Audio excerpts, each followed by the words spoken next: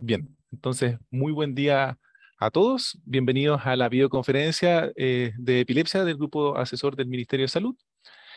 Eh, ya estamos en el mes de septiembre ya, así que vamos bien avanzados en el año. Estamos muy contentos por la cantidad de gente que siempre se conecta, la cantidad de equipos conectados a lo largo del país.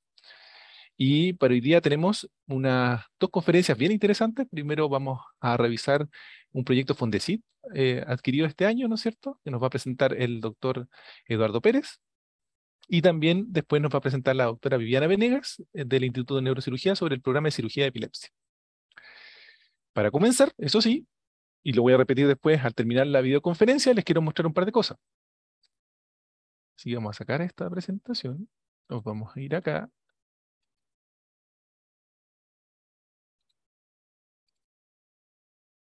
Entonces lo primero que les quiero mostrar es que tenemos reformateado el sitio web de Red Crónicas para epilepsia, donde pueden ustedes revisar todo el material que hemos conversado durante las videoconferencias. Y además están todos los documentos claves para poder hacer un buen manejo del paciente con epilepsia.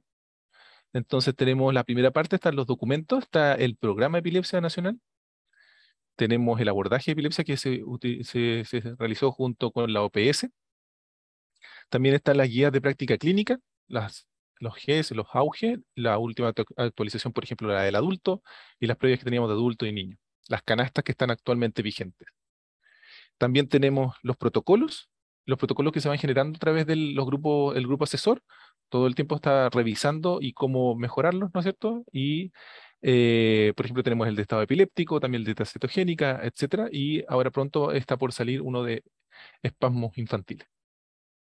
Además, cuentan con las resoluciones exentas y estamos muy contentos porque ya se constituyó el siguiente grupo que comienza ahora a mediados del 2022 y que tiene una duración de 2 años. Así que están las exentas de todos los grupos de trabajo y además de algunos tipos de tratamientos especiales para epilepsia. Y tal vez lo más interesante, ¿no es cierto?, es que están todas las videoconferencias que nosotros grabamos eh, mes a mes, ¿no es cierto?, y las vamos subiendo en Instagram. Están los expositores, el tema que se utilizó o que se revisó y el tema en qué nicho está. Por ejemplo, si hay alguna situación especial, alguno que desea de tratamiento, los programas de epilepsia, etcétera. Están todas las del 2022 que llevamos hasta el minuto. Del 2021 tenemos una extraviada, pero yo creo que pronto la vamos a poder encontrar. No sabemos dónde se nos quedó, pero pronto la vamos a encontrar. Pero están todo el resto del 2021 también. ¿Yo? Y con respecto a las anteriores, del 2020 hacia atrás, también pueden encontrar las PowerPoint. En ese tiempo no teníamos tanta videoconferencia. De esta manera no quedan grabadas, por lo tanto tenemos eso sí el material. Y todo eso está a su disposición para la revisión. ¿Ya? Eso es lo primero que quería mostrarles. Y lo segundo es que se hicieron durante este último mes, el grupo asesor ha estado trabajando en especial en folletos o trípticos educativos para los pacientes con epilepsia. En especial por esta semana, como se celebra la semana de la epilepsia, en honor a la epilepsia, o sea, a la semana latinoamericana de epilepsia, en especial el día 9, y se confeccionó para quienes, en especial para los que hacemos atención pública y en especial en la atención primaria y secundaria. Nos repartimos los temas y se hicieron distintos acápites, ¿no es cierto? Por ejemplo, aquí ustedes tienen el de epilepsia en personas mayores de edad. Se les generó un formato único con material revisado por todo el grupo asesor, totalmente comprensible, o sea, que es de fácil comprensión tanto para los equipos de salud, pero también para los pacientes. Tenemos varios, hicimos de epilepsia y puerperio, por ejemplo. Además, tenemos otro sobre climaterio. ¿Ya? Hay varios de epilepsia y mujer. En ese sentido, uno muy importante para nosotros, el de SUDEP, ya cómo poder explicar un poco qué ocurre en estas muertes que son de forma súbita e inesperada en pacientes con epilepsia, lo difícil que es aproximarse a conversar eso con los pacientes, también el de trastorno de déficit atencional e hiperactividad. Después tenemos otros en lactantes, epilepsia y lactantes, en niños, niñas y adolescentes. Se hicieron 11, imagínense, epilepsia y mujer, medicamentos de rescate, bueno, qué hacer en caso de las crisis, primera consulta, Estuvo el doctor Darío Ramírez, lo veo en pantalla, y el de epilepsia adolescencia. ¿Ya? Obviamente hay que darle gracias a todo el grupo asesor porque cada uno desarrolló los temas, revisó y llevó al mejor material posible. Y también obviamente agradecer a la jefatura que lo revisó, ¿no es cierto? A nuestra jefa que es Carla Benavides del Departamento de Enfermedades No Transmisibles y también a Natalia Buratini que trabaja dentro del departamento y ella es experta en lo que es educación y docencia. Así que formateó todo esto, todo este material. Actualmente estando en la parte de la evaluación de la parte de ciclo vital y pasa a comunicaciones. Así que una vez que esté todo eso preparado, van a llegar a todos los servicios de salud. Y estamos muy, muy contentos de compartirles este material.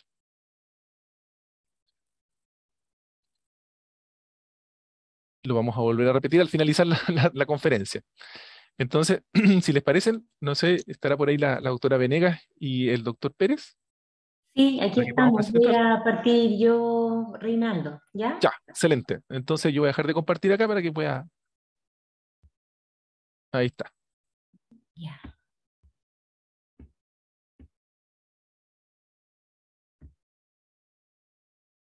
Súper, entonces vamos a agradecer la primera presentación es de la doctora Viviana Venega, ella es neuróloga pediátrica, neuróloga infantil, ¿no es cierto?, experta en epilepsia y está a cargo del grupo o de la unidad de neurofisiología del Instituto de Neurocirugía y nos va a mostrar la experiencia que ha tenido su programa. Así que muchas gracias doctora por acompañarnos hoy día. Muchas gracias, Reinaldo, por la invitación, la amable invitación de poder presentar un poco el programa de epilepsia del instituto. Creo que es una buena instancia para presentarnos como equipo, porque la verdad es que siempre el instituto suena como algo lejano, distante, y como van a poder interiorizarse en la presentación, estamos muy involucrados con todos los servicios de salud y esperamos poder ayudarles a entender cómo es la forma de acceder a los servicios y las prestaciones del instituto.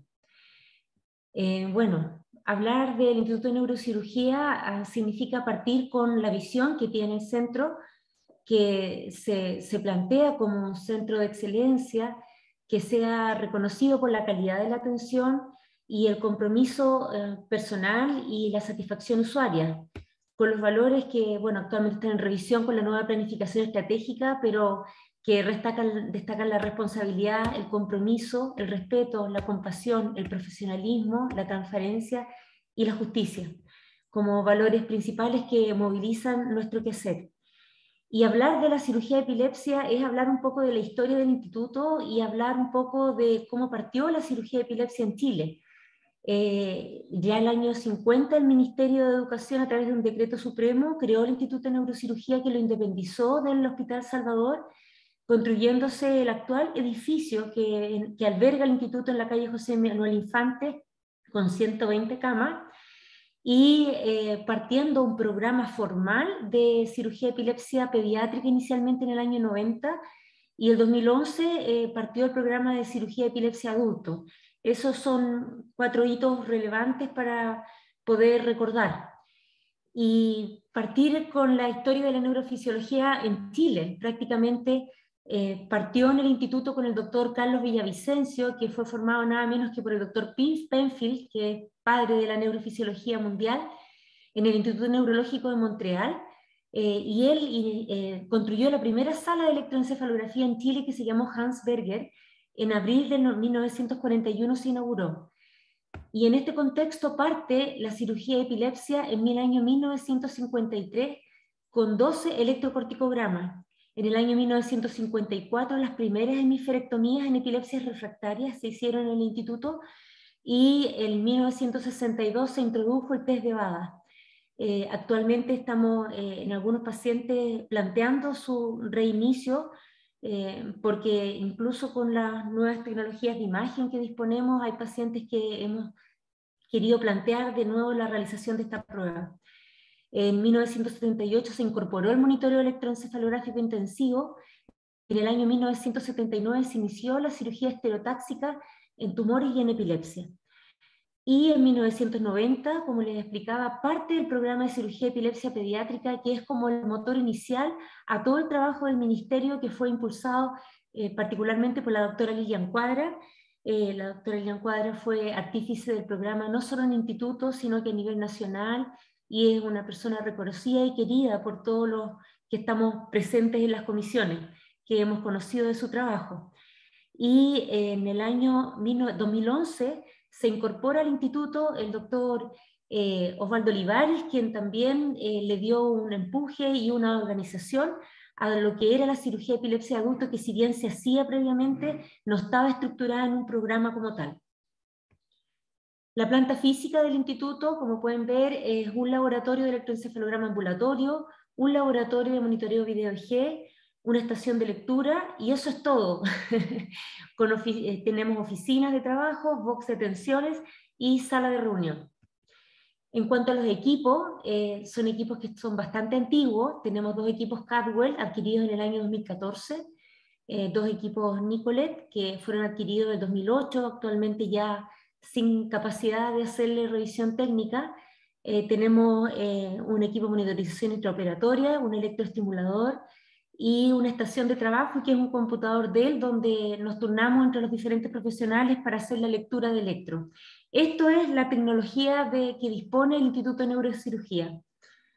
Uno de los electros Cadwell se usa como portátil y de electrocorticografía para hacer los videos en pediatría, de la UCI especialmente, que muchas veces se requiere video, y el otro equipo portátil Nicolet se usa para la UCI de adultos, no tiene video.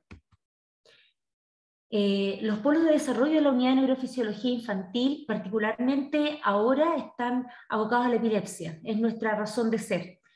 Pero también, siendo el target de estudio del Instituto del Cerebro, también hacemos todo lo que es el apoyo a la UCI con el electroencefalograma continuo, con la monitorización de pacientes críticos, adultos y pediátricos en horario hábil. Y ahí está un poco el interés de la participación del equipo intensivo en la Comisión de Epilepsia del Ministerio para poder abordar esta dificultad que no solo tiene el instituto, sino que muchos centros de intensivo a nivel nacional.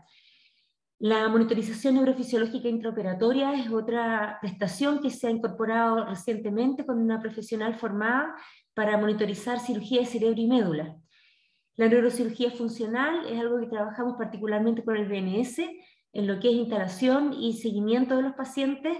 DBS no tenemos experiencia, y neuromodulación en dolor es algo que quisiéramos desarrollar. Y estos últimos 3 polos de desarrollo no los tenemos en funcionamiento, pero son aspiraciones que queremos para el nuevo instituto. Los estudios de sueño, electromiografía y monitorización en cirugía de espasticidad y rafia espinal. Vámonos a lo que nos convoca, la cirugía de epilepsia.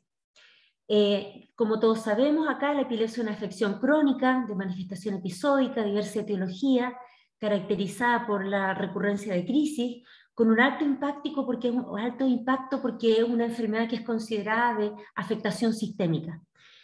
Un 30-40% de los pacientes con epilepsia presentan epilepsia refractaria. En cuanto a la incidencia, los estudios nacionales nos hablan de una prevalencia aproximada del 1%, considerando que un 30% de los casos con epilepsia son refractarios y un 5-10% podrían ser candidatos a cirugía. Tenemos que entender lo que es el impacto de la epilepsia refractaria, no solo por el daño sistémico que conversábamos que se produce, sino también por las consecuencias de la comorbilidad que presenta, tanto a nivel de enfermedades psiquiátricas, la necesidad de vigilancia permanente, el aislamiento social, las dificultades de acceso al trabajo, la escolaridad, la sexualidad y el alto costo económico que se da principalmente por los costos directos derivados de la atención del paciente, y los costos indirectos, que no solo es desempleo, licencia, sino que también todo lo que significa el impacto sobre el cuidador. A modo de ejemplo, en Suiza el 20% de los pacientes con epilepsia refractaria gasta el 46% del presupuesto nacional para la epilepsia en Suiza, que durante un año puede llegar a significar 22 millones de dólares. Pensemos que en Chile el presupuesto asignado es exclusivamente para epilepsia no refractaria. Tenemos, si pensamos en un 30% de pacientes refractarios, tenemos solamente cobertura para un 70%, y ese 20% podría gastar hasta el 50% del presupuesto de epilepsia de un país. El éxito de la cirugía es importante reconocerlo en la medida que han ido mejorando las técnicas y han ido mejorando las metodologías de evaluación para hacer resecciones a medida y mejorando un poco las capacidades de entender cuál es la mejor opción para cada paciente, desde un 55 a un 70% en pacientes con cirugía temporal y 50% extratemporal quedan libres de crisis. En los niños, por ejemplo, que la técnica de hemisferectomía funcional es aplicada en algunas formas específicas de epilepsia, podríamos alcanzar niveles entre el 80 y 90% de libertad de crisis. Incluso en muchos pacientes es posible quedar libre de uso de fármacos anticrisis. Nosotros como instituto que recibimos los pacientes de todo Chile, consideramos que es muy importante el trabajo del ministerio porque la necesidad de formar centros especializados en manejo médico de la epilepsia refractaria es algo como innegable.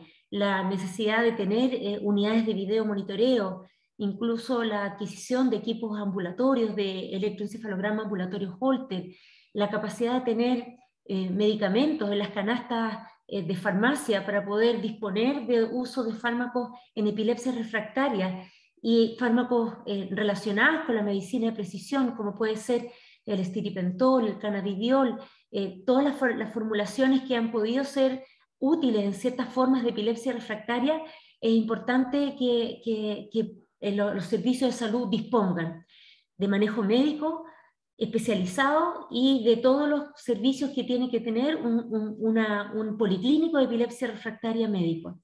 Y por otro lado, la capacidad de entender la importancia de la derivación oportuna a la evaluación prequirúrgica. Nosotros como instituto recibimos pacientes que llevan a veces 2 meses rotando en diferentes servicios de salud por la red alrededor de Chile y llegan a veces un poco tarde, por lo tanto las oportunidades de un mejor outcome disminuyen.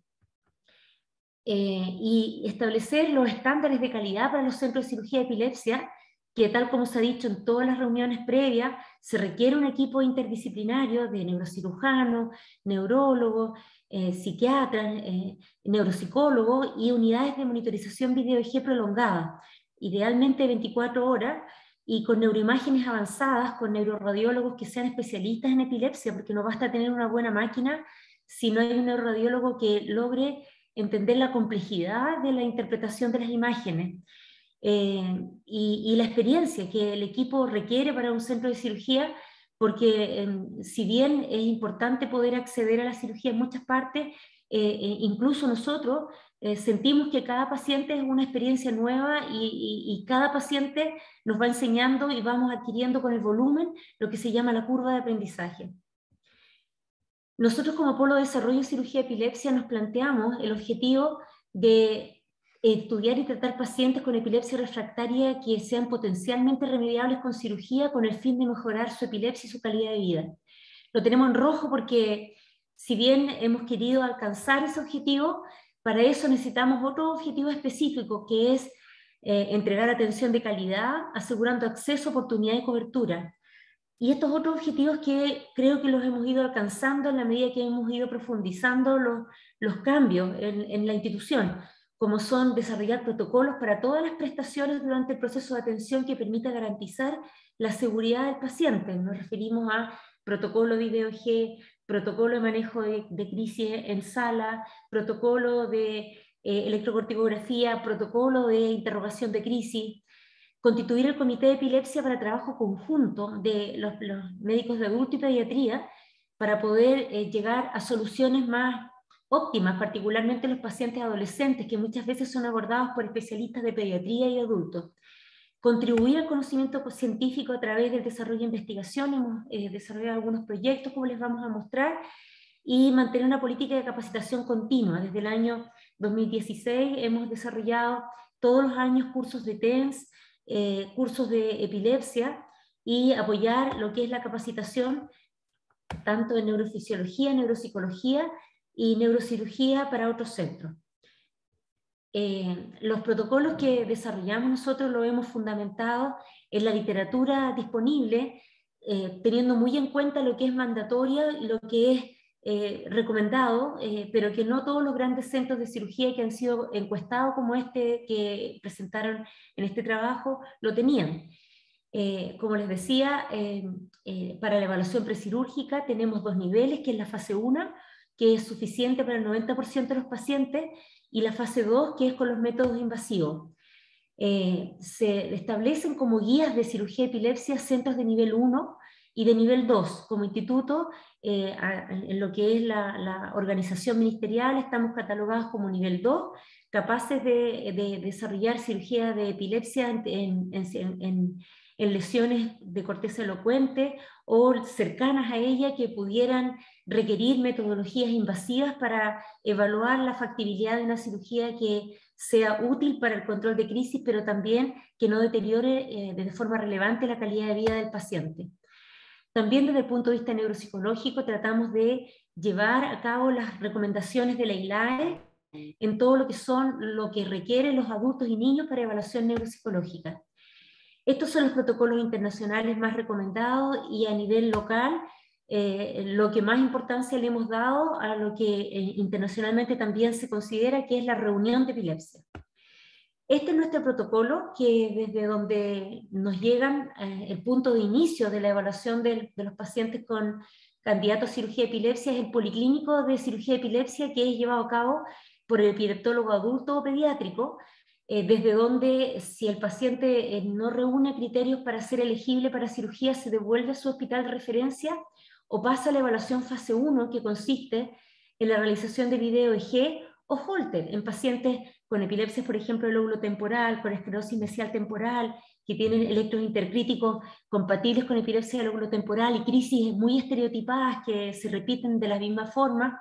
Últimamente hemos llevado a cabo la realización de Holter para la decisión quirúrgica, dada la dificultad que tenemos de acceder al laboratorio, porque tenemos un solo laboratorio para adultos y niños.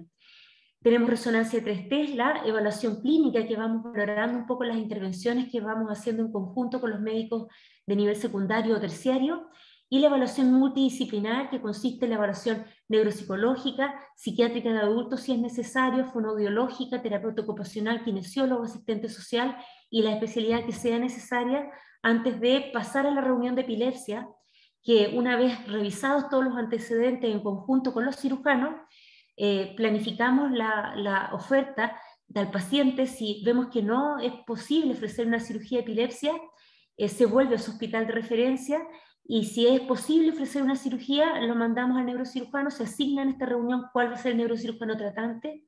El neurocirujano valora las características del paciente, le explica qué cirugía se le va a ofrecer y se le da tiempo de pensarlo para obtener su consentimiento informado, y se pasa en lista de espera para pasar a cirugía.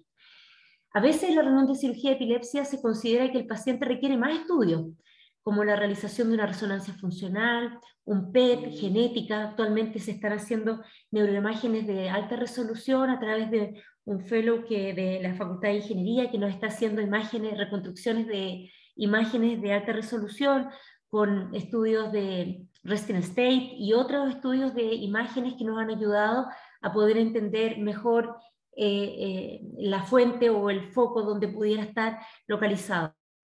En otros casos consideramos que el paciente debe ir a fase 2, que significa una evaluación de la localización con estudios invasivos, que lo consideramos conjunto con el cirujano, y si luego de este estudio vemos que el paciente es candidato a cirugía resectiva, se planifica esta reunión, se planifica esta cirugía, y el cirujano decide el momento de hacerlo. Y si vemos que con todos estos estudios de verdad no podemos ofrecerlo, vuelve a su centro de referencia.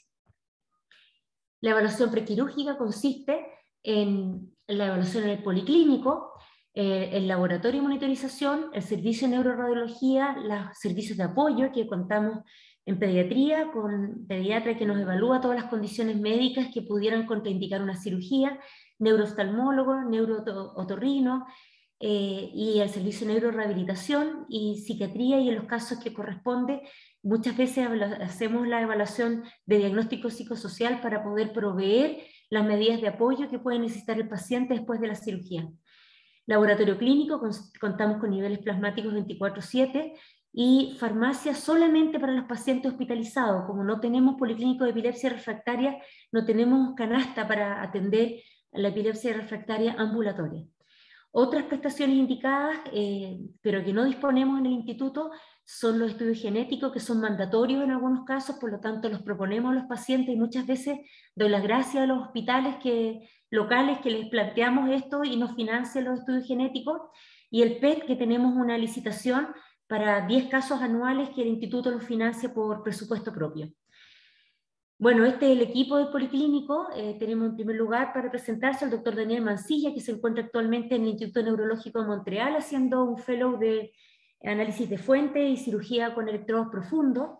La doctora Carolina Núñez, que hace monitorización neurofisiológica intraoperatoria. La doctora Ponce León, que es neuropediatra, epileptóloga. Yo, el doctor Enzo Brunetti, que es neurólogo de adulto, especialista en electro y epilepsia.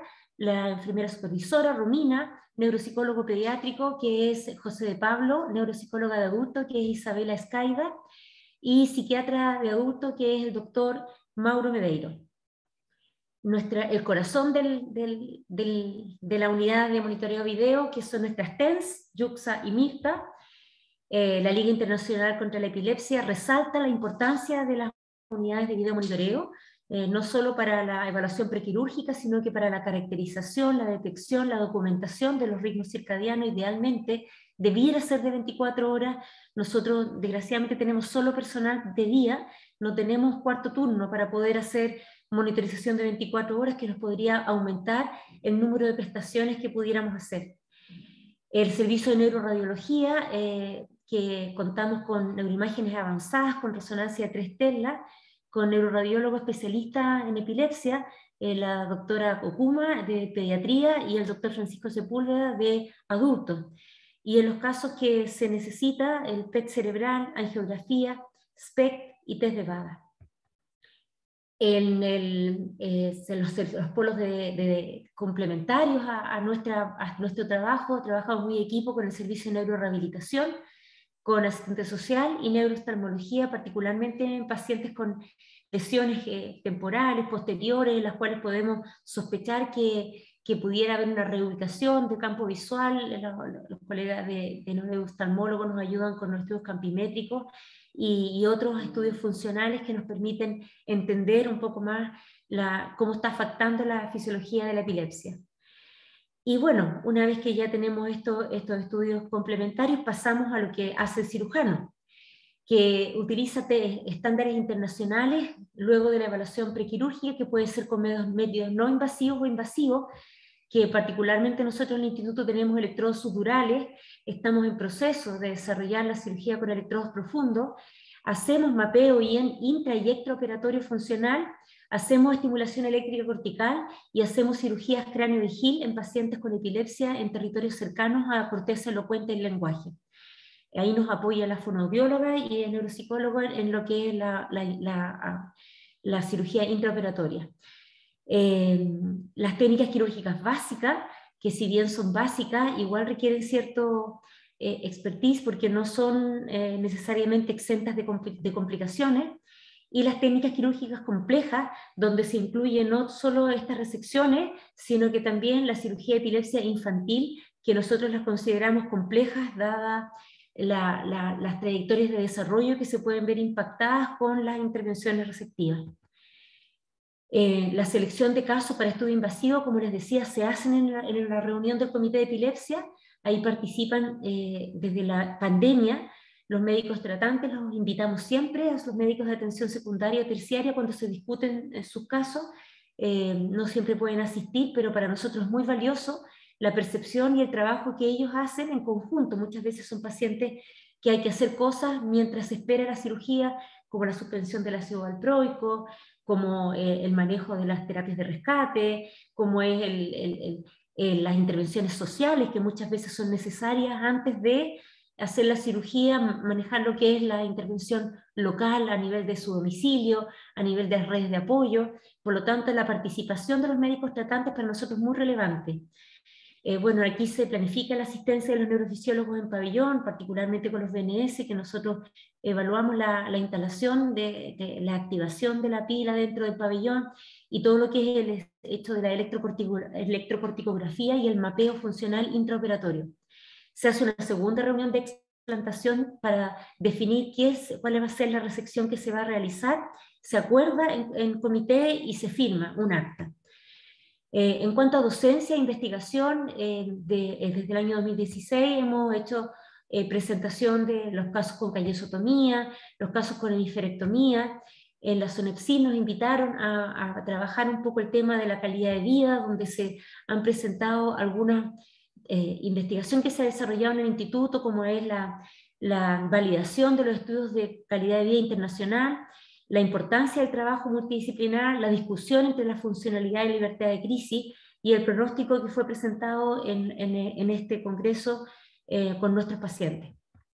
También hemos publicado algunos trabajos, por ejemplo, con las características del trastorno por déficit atencional y epilepsia, cómo los médicos informan el SUDEP a los pacientes y cuidadores, el tratamiento quirúrgico de los tumores asociados a epilepsia y lo que es la traducción transcultural del CULI 31, cómo se hizo el trabajo para modificarlo a lenguaje chileno, digamos, cómo se hizo, que fue un trabajo bien arduo ya publicado en el Epilepsy Behavior para poder ver cómo se está aplicando en castellano. Actualmente se está haciendo la validación a población chilena. Y la docencia, que hemos trabajado arduamente con las TENS y con las enfermeras para lo que es la instalación de electrodos, para que nos ayuden particularmente los pacientes de UCI, que necesitamos que cuando se dejan instalados pacientes, como les explicaba, nosotros no tenemos TENS especialistas en nocturno, en horario vespertino, pero sí nos pueden ayudar a revisar cuando la impedancia se altera, cuando nos pueden avisar, y eso, capacitar a la gente continuamente es un trabajo que hacemos todos los años. Nuestro trabajo con la comunidad básicamente ha sido en base a las celebraciones. El Día Púrpura del 2021, que inauguramos en la página web del instituto una sección de información para pacientes. Tenemos unos podcasts de vida saludable, por ejemplo, de la microbiota, de la actividad física, de la importancia del sueño, del mindfulness, del yoga. En septiembre del 2021 hicimos otro con respecto a cómo preparar a un paciente para la cirugía de epilepsia, porque muchas veces se generan muchas expectativas respecto a lo que va a pasar, pero nadie habla de las complicaciones. Entonces, el tema de la memoria, que para nosotros nos importa mucho, se ha creado material donde los pacientes pueden acceder a la página web, nosotros se los tratamos de dar por escrito para que lo lean y puedan preguntarle a su cirujano cuáles son sus riesgos. El Día Púrpura de este año lo celebramos básicamente con unos pequeños videos que los distribuimos por Twitter y a través de la página web, que era explicando qué es lo que es una displasia cortical en adultos, en niños, el neuropsicólogo explicándole cuáles son los principales efectos sobre las trayectorias del desarrollo, y un video corporativo donde cada uno explicaba un poco qué es lo que podía hacer para mejorar el pronóstico de su cirugía. Esto es un poco los accesos a la web. Ahí se pincha y es el material, cómo preparar a un paciente para la cirugía de epilepsia, donde hay varios consejos, donde se explican los pros y los contras, estrategias para mejorar la memoria antes y después de la cirugía, con videos donde los cirujanos explican y las enfermeras también explican cómo deben abordar esta situación.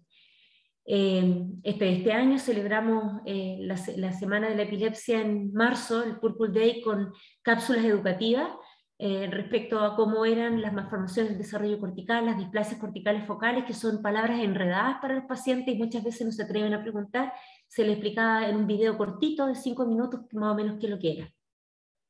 En cuanto a los resultados quirúrgicos, desde el año 90, que está el programa cuantificado, digamos, tenemos más de 800 casos operados, con obviamente la maestría del doctor Zuleta, el doctor Valenzuela, que ya no están en el instituto, pero que crearon una escuela, y en adultos, el doctor Hernán Acevedo y el doctor Francisco Rojas, que tienen fellow en el extranjero para poder desarrollar la neurocirugía de epilepsia.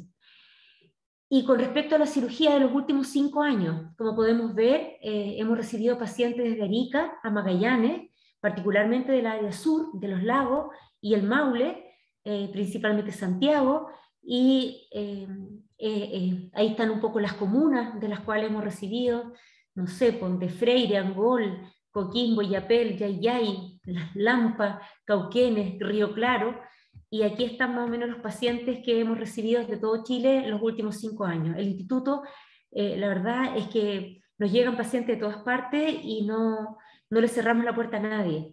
Afortunadamente podemos decir que no tenemos lista de espera, por lo tanto, si ustedes hacen una interconsulta pediátrica, se atienden el mes, y de adulto no más de un mes. En cuanto al propósito del Polo de Desarrollo, nos definimos ser oficialmente, ser asignados por el Ministerio como Centro de Referencia Nacional Médico Quirúrgico de pacientes con epilepsia refractaria.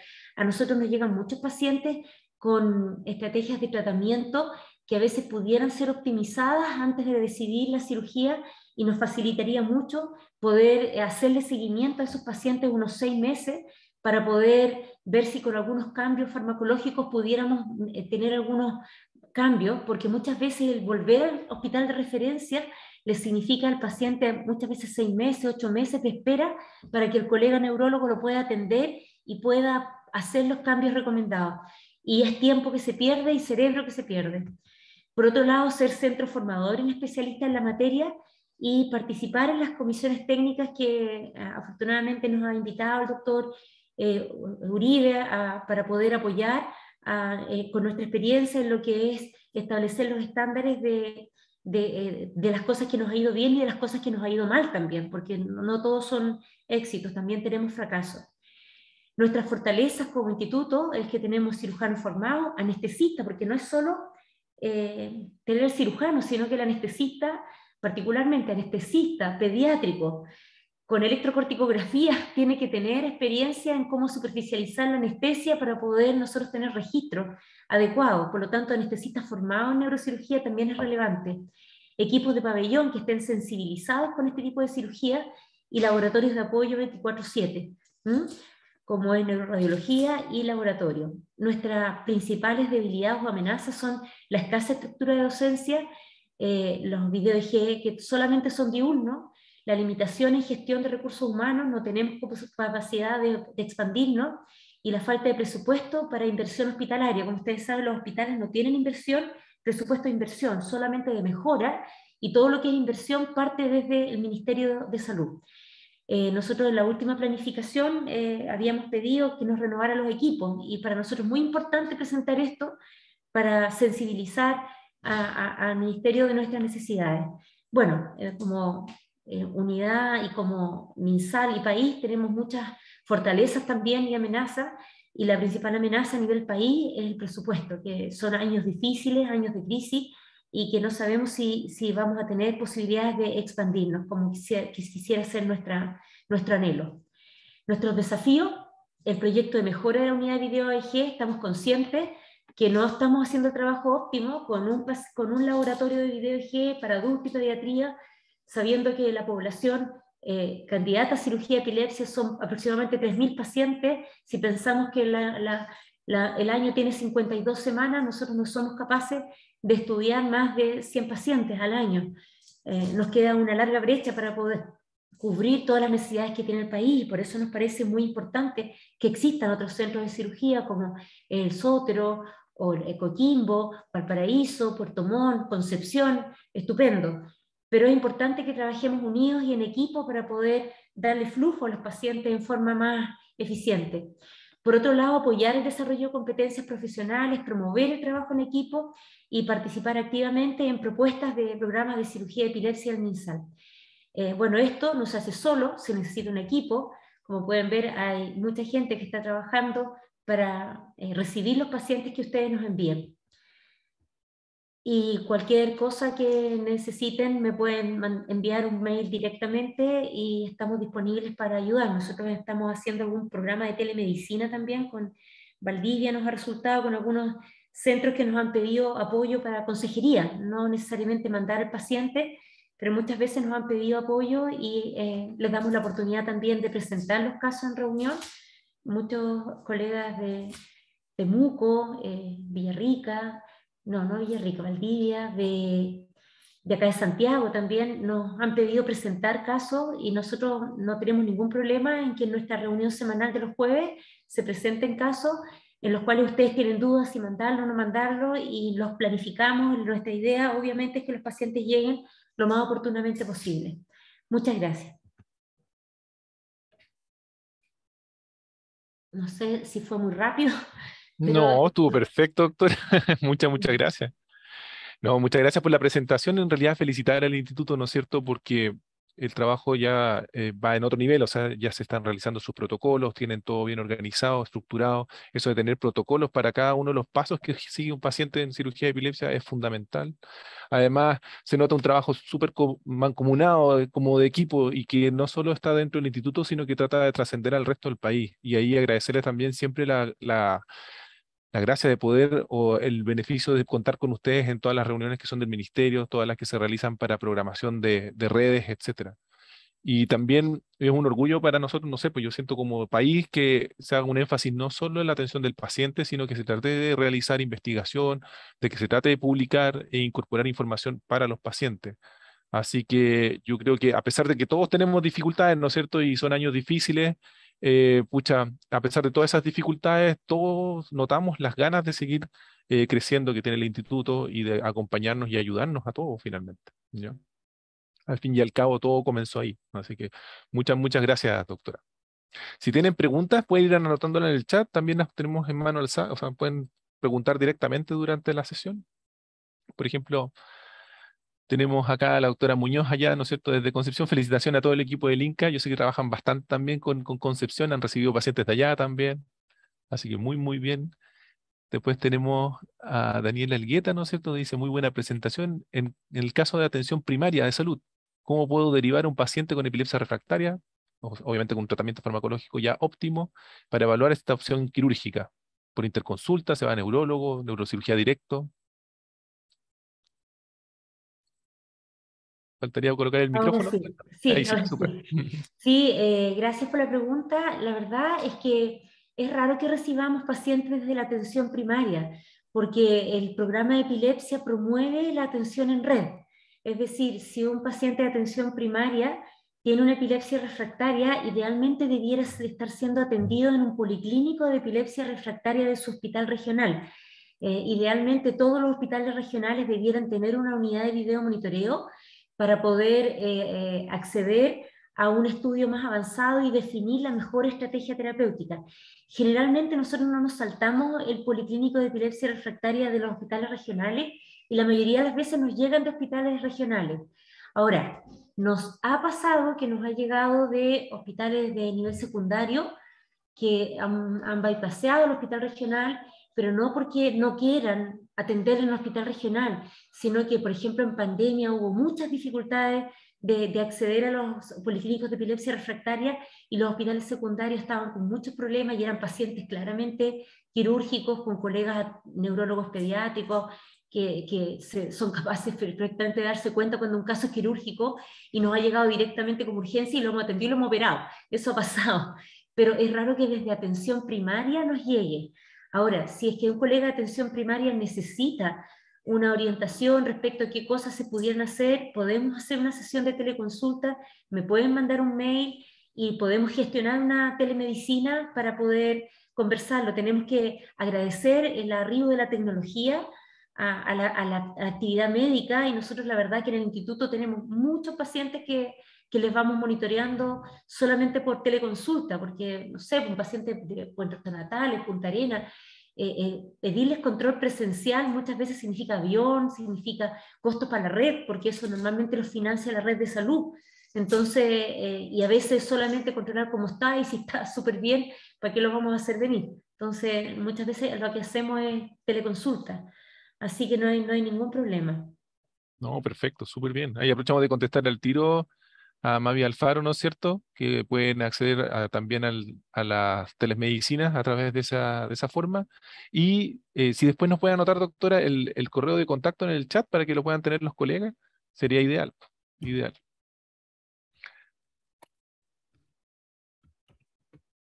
Así que Estoy no, muy escribiéndolo. agradecido. Tenemos acá una manito levantada de la doctora Amaro. ¿Cómo está el sur, doctora Amaro? Bien, gracias. Cayó un poquito de nieve Qué anoche, rico. así que sí, está en invierno. Entonces, quería hacer una consulta a la doctora Venega, porque me interesó esto que refería sobre las TENS.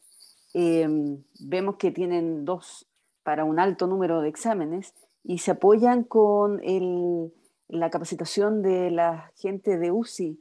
Entonces quería saber, como yo creo que muchos de nuestros hospitales tenemos la misma situación de que tenemos pocas TENS, ¿cómo se puede acceder a la capacitación de nuestras TENS, ya sea en el hospital de neurocirugía o también en otros centros? Porque hay otros centros que sí tienen cuarto turno. Entonces yo creo que lo ideal sería que pudiésemos homogeneizar a nivel nacional el cómo hay experiencias exitosas en ciertos hospitales que han logrado tener una unidad de neurofisiología más potente, con cuarto turno, con más exámenes, y hay otros que todavía nos ha costado. Entonces, el poder capacitar a TENS allá, y también cómo hacen la capacitación o también poder capacitar a nuestros auxiliares de la UCI para poder acceder en los centros que no se puede no se puede contar con cuarto turno, cómo se puede acceder a la capacitación también allá. Eso. Y muchas gracias por la presentación. Ya, gracias doctora Amaro, un saludo para Punta Arenas. Tenemos varios pacientitos en seguimiento allá. Bueno, con respecto a TENS, la verdad es que bueno, el doctor Uribe me puede apoyar en esto, en la experiencia. La partimos en el 2016, en el instituto hicimos un primer curso para enfermeras, capacitamos a 20 enfermeras que eran del Sotero del Río, de la Liga, del Calvo Maquena y del instituto, con dos entrenadoras españolas, dos enfermeras entrenadoras españolas, que capacitamos básicamente porque, bueno, yo había llegado al 2015 al instituto y necesitábamos monitorización 24 horas, particularmente para los invasivos, que en la noche no se podía dejar un TENS a cargo, había que ir a una enfermera porque si es que había que administrar un tratamiento de emergencia, si es que había que manejar una urgencia, la responsabilidad médico-legal está para una enfermera, y el instituto, por la carencia de personal, no teníamos posibilidad de que las enfermeras de los pisos pudieran ir al laboratorio a asistir las urgencias. Entonces nació todo esto de una urgencia, de una necesidad. Entonces, dado que resultó tan bien esa experiencia, de hecho, yo no sé, Reinaldo, si las enfermeras que tienen ustedes y enfermeros son los mismos que capacitamos en aquellos años. Sí, van eh, varios. sí, expandimos esta experiencia con la doctora Lilian Cuadra, que se animó y dijo, hagamos esto a todo Chile. Y en el año 2017 hicimos la experiencia para 60 enfermeras que se distribuyeron en dos partes del año, que fue una actividad presencial, no, en la mitad fue hecha online para todo Chile, y las trajimos presencial 2 días a un hotel y le hicimos con la entrenadora española, vino una enfermera nomás, pero ya teníamos otras 3 tecnólogas que nos ayudaron como tutoras. Y dividimos en grupos de trabajo y con actividades prácticas, instalación y todo eso. Y muchas de esas enfermeras que fueron a través del MinSal, de todo Chile, ahora son encargadas de muchos laboratorios. No sé si algún colega de acá me podrá certificar si alguna de ellas sigue como encargadas de laboratorio, pero tuvimos muy buen feedback. Y como nos fue tan bien, el doctor Reinaldo era el tutor a distancia desde Milán, iba haciendo la tutoría. Y el año 2017 hicimos la experiencia con los TENS, y ahí se nos acabó la plata en el ministerio, entonces lo pudimos hacer online nomás, que no es lo mismo, no es lo mismo. Entonces, para el primer semestre lo que hicimos fue el trabajo final, como para aprobar el examen final, un video de las TENS grabándose ellas mismas haciendo un electro, cómo medían, cuáles eran las referencias anatómicas, qué es lo que significaba 10-20, había como un decálogo, casi como un rezo, como una oración que tenían que aprenderse, y nos dividimos con varios tutores que íbamos con una pauta de cotejo, viendo si durante el proceso de instalación de electro lo hacían bien o no. Muchas eran TENS que ya lo estaban haciendo en provincia, pero que esto les sirvió como para ordenarse y para saber por qué tenían que colocar los electrodos en cada lugar. Fue una experiencia bien buena, pero tuvimos harta deserción, porque consideraban que el nivel era muy alto. Tuvimos como, no sé, como 30, eran como 180 que hubo, y en todo Chile, ¿ya? Ya el 2019, que ya lo hicimos solamente para el instituto, y el 2020 y 2021 lo hemos hecho solamente para el instituto, que por temas de aforo lo hemos hecho para 10 personas, ¿ya? Y está dentro de nuestras intenciones poder recibir gente de fuera porque nos han pedido. Nosotros en octubre este año, la última semana de octubre, tenemos el curso de este año y estamos preparándolo, pero no solo electro, porque dura una semana. Una semana tiene que ser comisión de estudio y es todo el día, de 8 a 5, de 8 a 5, de 8 a 5, de 8 a 5 y de 8 a 4 el viernes. Y el viernes es día de examen, que en la mañana se hace el teórico y en la tarde se hace el práctico. ¿Cómo se llama? Y el día jueves se hace práctica con maniquí y con modelos humanos, porque nos interesa obviamente que aprendan a meter los datos en el equipo, que puedan. Ahora, les cuento la experiencia práctica que aún así, muchos TENS que salen súper entusiasmados después del curso, como que después cuando uno les dice, ¿podrías colocárselos? No se atreven. Entonces hemos generado una segunda etapa, por ejemplo, un TENS de la UCI que quiere formarse ahora, una habilitación práctica que se llama. Y es una habilitación práctica que en toda neurofisiología, pues monitorización intraoperatoria, para que aprendan a colocar los electrodos para electromiografía, para la monitorización intraoperatoria, porque la doctora Núñez necesita ayuda. Entonces también vamos a introducir unos capítulos de monitorización intraoperatoria. Súper. No, y el curso es precioso, en verdad, el curso de electroencefalografía para TENS, y bueno, y hay que partir para enfermería, diagramado muy bonito, los talleres que tiene son súper entretenidos, más decía, se aprende un montón. Así que ojalá pueda retomarlo, estamos esperando nada más el tema de financiamiento para los siguientes años. Como ustedes saben, la pandemia lo detuvo todo, pero yo creo que esto se puede retomar a futuro de todas maneras, y es un objetivo final dentro del ministerio. Siempre se solicita reincorporar esos cursos. Así que bien. Eh, Después dice, las cápsulas educativas que se presentaron en el Purple Day están disponibles en alguna plataforma. Yo las vi en Instagram, estaban en Twitter, estaban en todas partes, en verdad. Yo las vi Sí, así, ¿no sí, es cierto? lo que pasa es que quedaron alojadas en la página web, pero en este momento, justo este mes, están cambiando la gráfica, la gráfica de la página web. Entonces yo creo que para la próxima semana puede que estén accesibles. Es meterse a Instituto de Neurocirugía, www.institutoneurocirugía.cl, y ahí hay una pestaña de epilepsia, pero que todavía no está habilitada. Cuando dice neurofisiología, todavía no está habilitada. Está escondida, porque se actualizó la nueva página web, pero a partir con más seguridad, un par de semanas más, va a estar disponible todo lo que se ha hecho desde el 2021 y 2022. Este año Excelente. no vamos a hacer día de latinoamericano porque hemos estado muy sobrecargados de pega y no hemos podido trabajar. Está bien. Pero nos Súper. vamos a adherir al ministerio, pues. Sí, pues sí, tenemos que lanzar estos trípticos y además están los cursos educativos que va a ser la línea chilena contra la epilepsia, así que hay harto material durante esta semana. Si les parece, comencemos con la siguiente presentación. Sí, por favor. Súper. Bueno, a mí me gustaría presentar al doctor Eduardo Pérez. Eduardo es un especialista en ingeniería y análisis bioestadístico y es un PhD en interpretación de variantes genéticas. Él tiene un posgrado en Alemania y ha desarrollado su experiencia en la Cleveland Clinic y es un honor para nosotros tenerlo en Chile, desarrollando investigación. Y en conjunto hubo un concurso Fondesit, como ustedes conocen, que nos va a contar un poco en qué consiste, y la verdad es que están convocados todos a participar, así que los dejo con él para que nos pueda explicar en más detalle de qué se trata. Muchas gracias, Viviana, Reinaldo, y bueno, a todos ustedes por la oportunidad de comentarles hoy en día en qué es lo que estamos trabajando con Viviana. Eh, Voy a compartir mi pantalla, por supuesto. ¿La ven? ¿Ya la ven? Súper. Sí. Así que, bueno, el título de la presentación y es el título del proyecto Fondesit, es Identificación de factores genéticos raros y comunes en pacientes chilenos con epilepsia. esta distinción de raro y común tiene implicancias bastante importantes en cómo, en los métodos que utilizamos para estudiar la genética y también en los alcances de sus resultados.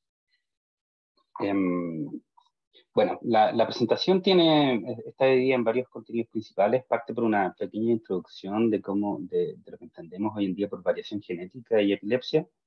Y luego nos vamos a ir enfocando en presentaciones de epilepsia bastante particulares y focalizadas en variantes raras y comunes. Por el lado de variantes raras tenemos encefalopatías epilépticas del desarrollo y todo lo que es la interpretación de variantes. Luego, por el lado de las variantes comunes, tenemos a las epilepsias genéticas generalizadas y los puntajes de riesgo poligénico. Todas estas cosas confluyen, ¿cierto?, en nuestro proyecto Fondesit, que a continuación les explico, y finalmente una breve revisión de por qué es tan importante acumular nuestros propios datos y cuáles pueden ser sus implicancias, no en el largo plazo, sino ya estamos hablando en el corto y mediano plazo. Así que partimos. Variación genética y epilepsia.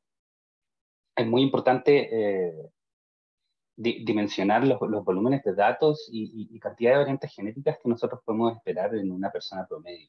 Si comparamos dos individuos aparentemente sanos, nosotros vamos a encontrar sí o sí entre 4 o 5 millones de nucleótidos que están involucrados en variación genética. Y estos nucleótidos pueden comportarse y variar de distinta manera, como por ejemplo, nosotros podemos encontrar en promedio 150 a 200 eventos de variaciones de proteína truncante. Esto quiere decir que para estos genes nosotros ya no vamos a tener dos copias de una de nuestra madre y de nuestro padre, sino que solamente vamos a tener una. Eso tiene implicancias bastante importantes en el reino de las variantes raras y muchas veces conducen a un diagnóstico. Pero la mayoría de las variantes codificantes, ¿cierto?, que vamos a encontrar son entre 10.000 a 12.000 eventos de variantes missense o cambio de sentido. Esto quiere decir cuando cambian una proteína, un aminoácido por otro. También nosotros vamos a encontrar entre 40 a 80 eventos de variantes de novo, que nosotros hemos generado espontáneamente y que no van a estar presentes en nuestros padres. También con bastante importancia en el área diagnóstica o a nivel etiológico. Cuando yo les acabo de hablar de números entre dos personas, entonces cuando vamos a analizar grandes grupos de pacientes o grupos de la población general, se es mucho más difícil responder esta pregunta. ¿Cuáles son las variantes genéticas que otorgan riesgo o causan enfermedad? Ese es el gran desafío a nivel genético, sobre todo cuando tenemos muchas ganas de darle una orientación clínica, ¿cierto? De que esta información sea accionable para los pacientes y las familias afectadas. Si quisiéramos tratar de resumir cuál es la influencia de la genética en relación a la epilepsia, este gráfico resulta bastante útil. Nosotros, por un lado, ¿cierto?, tenemos la frecuencia de una variante aquí en el eje X, en donde tenemos variantes muy comunes y variantes muy raras, que están presentes en unos pocos individuos en la población. Cuando las variantes comunes están ejerciendo una influencia sobre la enfermedad, nosotros por este otro lado, en el eje de la Y, tenemos la penetrancia aquí. ¿Qué tan capaz es la variante genética de causar la enfermedad? Entonces, con baja penetrancia, nosotros ya hablamos de variantes de riesgo, que son en general variantes comunes y de pequeño efecto, que en general se comportan con un carácter acumulativo. Aquí no hay patogenicidad, no hay causas individuales y el componente étnico es muy, muy importante. Lo que es común en una población no necesariamente es común en otra. Por lo tanto, los riesgos de una población no son directamente transferibles a otra. Luego, cuando nos vamos al espectro de variantes muy raras, vamos, por supuesto, a encontrar variantes de alta penetrancia. Estas son variantes que tienen un carácter mendeliano, que poseen un gran efecto y que por sí solas causan la enfermedad. Aquí estas variantes se comportan de manera patogénica y en general tienen un carácter de novo, es decir, aparecen espontáneamente en los individuos con la enfermedad y no necesariamente están presentes en los padres. En epilepsia, todo este espectro de variación genética tiene alguna influencia y contribuye a la enfermedad. Claro que por el lado de las variantes raras, nosotros sí vamos a encontrar de que las encefalopatías epilépticas del desarrollo son las protagonistas de este lado del gráfico, ¿cierto? Y por el lado de las variantes comunes, nosotros vamos a encontrar las epilepsias genéticas generalizadas. Esta dicotomía no es absoluta, pero sí generalizable. Entonces, primero, hacia el estudio de las encefalopatías epilépticas del desarrollo, son un grupo de síndromes y presentaciones bastante severas de epilepsia, fácilmente de las formas más graves de presentación de epilepsia, absolutamente heterogéneas, severas y complejas. En Chile nosotros hemos calculado de que podemos esperar alrededor de 700 casos nuevos por año. La mayoría de ellas son de carácter monogénico, vale decir, una variante en un solo gen es responsable de la enfermedad, y conocemos también alrededor de 100 a 150 genes asociados y responsables de causar este tipo de síndromes. Como podemos ver, hay síndromes que se sobrelapan entre unos con otros, con distintos niveles y tiempos de presentación, manifestaciones, comorbilidades. Ustedes saben mejor que yo lo complejo que pueden llegar a ser estos síndromes. Pero lo importante aquí desde el lado genético es que no todas las variantes genéticas dentro de estos genes van a causar enfermedad. Y aquí la interpretación de variante es clave para realizar un diagnóstico. Y él comentaba al principio, el volumen de variantes genéticas que nosotros podemos esperar es incluso hasta esperable de que cuando vamos a examinar estos genes en particular, vamos a encontrar variantes, sí o sí. Entonces, para entender cuáles son las que realmente están causando la enfermedad, aquí la interpretación de variantes es clave. ¿Y a qué me refiero? ¿Por qué es tan importante el diagnóstico etiológico? Bueno, primero pone fin a la odisea diagnóstica que viven los pacientes y sus familias. Sabemos de que pueden pasar años, incluso con acceso a las pruebas genéticas, incluso teniendo acceso a las pruebas genéticas pueden pasar años para entender la verdadera causa de la enfermedad. Conociendo la causa, nosotros podemos proveer de mejor orientación e intervención. E incluso hoy en día ya tenemos acceso y hay muchas pruebas clínicas en curso para tratamientos definitivos. Terapias génicas que son dirigidas a ciertos síndromes con cierto comportamiento. Conocer una causa en común, ¿cierto?, facilita el acceso a redes de apoyo. Hemos visto cómo agrupaciones de familiares van creciendo, ¿cierto? Y van juntando recursos, incluso son capaces de dirigir la investigación. Y también conocer la causa nos permite agregar datos clínicos y genéticos de manera, no quiero decir masiva, pero en grandes grupos que sí nos van a permitir empezar a detectar patrones con síndromes que en su presentación son, por definición, bastante raros, ¿cierto? El diagnóstico y estos beneficios tiene un comportamiento sinérgico porque el acceso a redes de apoyo también aumenta la capacidad de agregación de datos y esto a su vez nos permite mayor orientación a intervenciones y también nos permite llegar a una mayor cantidad de diagnósticos. Aquí les muestro una tabla resumen de qué es lo que significa que exista medicina de precisión, ¿cierto?, hoy en día para ciertos resultados genéticos. Un gran ejemplo es cuando se detectan variantes dentro del gen GLUT1, un transportador de azúcar que se expresa en el cerebro, que cuando sabemos que esta es la verdadera causa, hemos aprendido de que con una dieta cetogénica, la mayoría de los pacientes responden. Y es porque el gen y su función, ¿cierto?, que está erróneamente, se está expresando erróneamente, no está ejerciendo su función con la ausencia de azúcar con la dieta cetogénica. Y por lo tanto, si nosotros pudiéramos extrapolar esta conclusión bastante directa, ¿cierto? Es un gran ejemplo, pero no es común para todo lo que hemos observado, pero para allá apuntamos, para allá queremos llegar, ¿cierto? Y bueno, estos son casos de éxito. La mayoría de los resultados de los test genéticos hoy en día, alrededor del 74%, no son concluyentes y nos vamos a encontrar en estos casos con variantes de significado incierto, que no nos permiten concluir nada. No son variantes que podamos descartar su influencia con la enfermedad, pero tampoco tenemos la información disponible para realizar un diagnóstico. ¿Cómo estudiamos la genética de encefalopatías epilépticas del desarrollo? Bueno, primero tenemos los paneles, ¿cierto?, que son genes de epilepsia conocidos, que han ido variando a través de los años en el contenido de los genes. Los paneles hoy en día contienen, son capaces de examinar entre 200 a 350 genes que tienen algún nivel de asociación a encefalopatía. Pero también dentro de las aproximaciones más exitosas y costo efectivas al día de hoy es la secuenciación del exoma, en donde nosotros somos capaces de examinar todos los genes del genoma humano. Y con esto pasamos de 200 a 300 genes a 18.000 genes. Por lo tanto, el aumento de nuestra capacidad de lectura es bastante mayor y también nuestra capacidad de diagnóstico. Ahora, también nosotros podemos analizar el genoma completo, todo el ADN germinal. Recordemos que la porción que codifica para genes dentro del genoma humano puede variar este número, pero no es mayor al 1%. Y por lo tanto, cuando vamos a leer el genoma completo, nosotros estamos leyendo el 100% de nuestro ADN germinal. Y aquí también podemos aumentar nuestra capacidad de diagnóstico, pero los costos son muy, muy altos. Y la verdad es que cuando se compara con la secuenciación de exoma, la capacidad diagnóstica tampoco aumenta tanto. Cada una de estas aproximaciones se pueden analizar múltiples tríos, un trío en singular, podemos ver una variante de no, ¿cierto?, que no está presente en los padres. Podemos analizar grandes familias también con comportamientos especiales. Cada una de estas aproximaciones o pruebas genéticas tienen capacidad diagnóstica y tienen aplicaciones clínicas sus resultados.